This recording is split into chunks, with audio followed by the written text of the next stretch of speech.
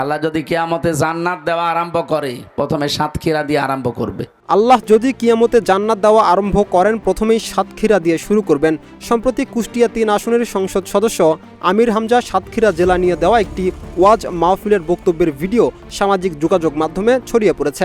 সাতক্ষীরা দিয়ে আরম্ভ করবে। সাতক্ষীরা ৪ আসনের সংসদ সদস্য ও জামাত ইসলামের নেতা গাজী নজরুল ইসলামকে ঘিরে সম্প্রতি ভিডিও বিতর্কের পরিপ্রেক্ষিতে ভিডিওটি নতুন করে বিভিন্ন সামাজিক যোগাযোগ মাধ্যমে ছড়িয়ে পড়েছে। মূলত এটি সংসদ সদস্য আমির হামজার পুরনো একটি ভিডিও।